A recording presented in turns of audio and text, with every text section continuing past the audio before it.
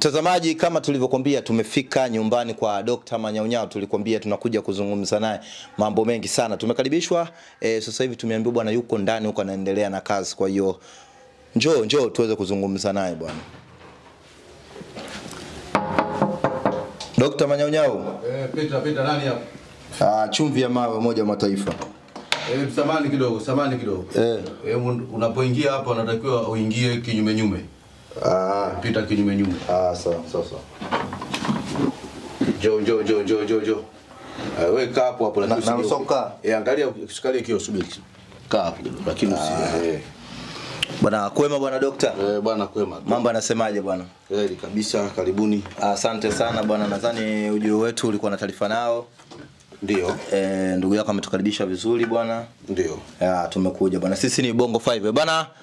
Mtazamaji na mwanamichezo mwenzangu wa Bongo 5 TV bwana, tumeanguka mpaka Tabata kwa Dr. Manyaunyau. Kama tulivyokuambia kwamba leo tutazungumza naye Dr. Manyaunyau, bingwa wa misimu yote Januari mpaka Desemba bwana. Nyuma ya kamera yuko mtaalamu wa kuitwa Brian aka Abla. Mimi ni Isa Dede, Umoja wa Mataifa, chumvi ya mawe, ninajikunguta upupu. Taratibu. Manyaunyau. Taratibu. Manyaunyau. Mambo hivi. Vipi mtaalamu? Salama. Kama kawa. Safi. Hebu ngoja kidogo kwanza, dakika moja. Ndio, kwanza haya ni nini haya? Ndio maana nakwambia ngoja, kwa sababu hapo umenikuta na oda kama watu uliwakuta huko, japo watajotaka kuonekana. Ndio. Walikuja kwa ajili ya shughuli hili. Haya ni madodoki. Ndio. Madodoki yakikauka unaweza ukayatumia kwa ajili ya kuogea. Unaweza ukayatumia kwa ajili ya dawa, na unaweza ukayatumia pia kwa dawa kwa nyinyi vijana ambao sasa hivi mnakula chipsi kuku. Manake sasa hivi mnakula chipsi kuku, maumbile yenu yanakuwa ni madogo. Kwa hiyo haya watu wameleta, kila mtu ana size yake, ameenda kuchagua. Kuna size. Kwa hiyo haya ni size, kwa hiyo mtu unamtuma bwana nenda kaleta size ambayo unataka. Ambaye anaitaka yeye. Huyu ana sifa. Kwa sasa hii hapa, huyu anataka size hii. Bwana Dr. Manyaunyau anakuambia haya ni madodoki ambayo wanaume wanaleta mtu anataka size yake bwana. Aloleta huyo ni ana sifa. Kwa hiyo ndio nilikuwa najaribu unawachanjishia haya, unachukua utomvu wake, unawatengenezea dawa, unawapa kwa ajili ya kukuza. Kwa sababu sasa hivi wamama bwana, hata kama unatoa pesa lakini kama bado umlizishi, bado kazi kwako inakuwa ni ngumu. Kwa hiyo hii ndio nilikuwa wapo hapa watu kwa ajili ya shughuli yao hii ya kuwachanjia. Lakini ngoja nistopishe kwanza kiujumla, lakini mafanikio ya hiyo maana ushafanya. Wapo watu wengi ambao wanatazama labda wangetamani kupata hiyo huduma. Mafanikio gani? Maana yake ni makubwa, ndio maana watu kila siku wanamiminika, wanaitaka hiyo huduma, wanaambizana. Lakini kuna mafanikio na kuna hasara yake, kwa sababu kila kitu chenye faida kiko sikuwa na hasara. Lakini sasa hasara yake maana yake inategemea na wewe, kwa sababu unaweza ukachukua hivi vitu halafu wewe umeoa hukumtaarifu mkeo. Sasa mkeo wakati uko naye ulikuwa na saizi kadhaa. Sasa baadaye anakukuta wewe vitu vimeongezeka, kwa hiyo vinampa shida. Kuna wengine hawakuzoea kukutana na vitu vikubwa. Kwa sasa unaweza ukajikuta pia yule mwanamke ambaye ulisema utaenda kumkomoa ukajikuta umeachika. Kwa hiyo pia nao ni hasara. Na ni hasara pia wakati mwingine, unajua unaweza ukataka bunduki kubwa lakini ukashindwa kuibeba, kuhimili. Maana yake unavotembea kumove nayo, kwa sababu wewe ulikuwa nayo size kadhaa, lakini sasa umeongeza mzigo mwingine ambao sio size yako. Kwa sasa pale inahitajika mtu naye kidogo na wewe sasa uwe mtu mwana mazoezi, maana yake sasa umeongeza tani zingine ambazo sio size yako. Ndio, nakubali sana bwana Dr. Manyaunyau.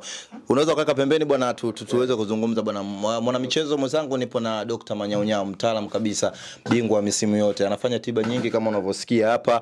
Hivi karibuni nilikuona bwana ulikuwa na ziara kama sijakosea nchini Marekani. Nikastuka sana, nikasema Dr. Manyaunyau, Marekani umeenda tu kutembea au ulienda kwa shughuli zako kama tunavyokuzoea? Mimi Marekani sikuenda tu kutembea. Nimekwenda kwa ajili ya kazi zangu, fani yangu ndio ilonipeleka, na nilikwenda nikiwa furu.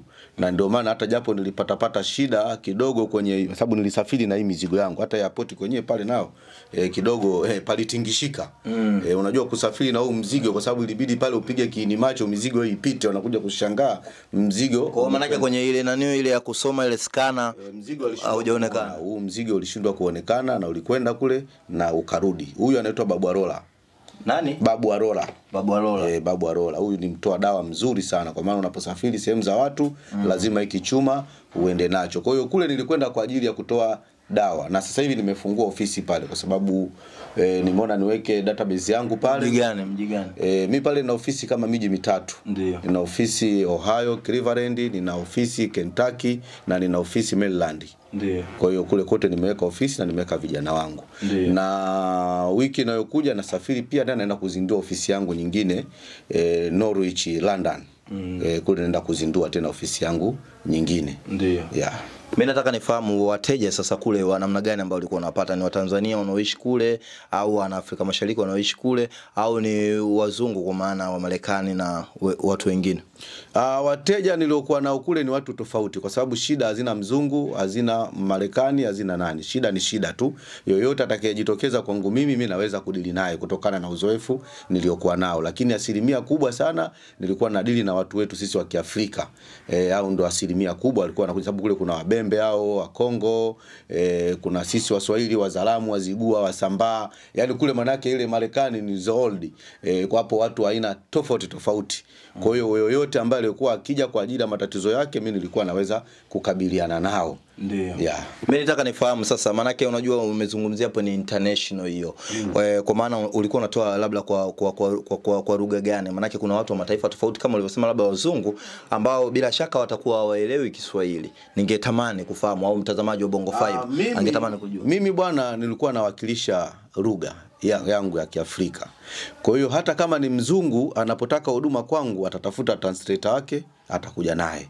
Kwa sababu hata wengi wanaoangaliaga channel zangu kuna wengine wanaona kwa vitendo kwa sababu hivi vitu kwao vipo. Lakini lugha inayoongea hawajui. Kwa anaweza kumtafuta translator wake akamwambia okay bwana huyu mtu nimeona anafanya hivi, hebu naomba umuulize mimi nina shida hii na hii. Anaweza kunisaidia? Kwa hiyo sasa yule mtu anakuja ndo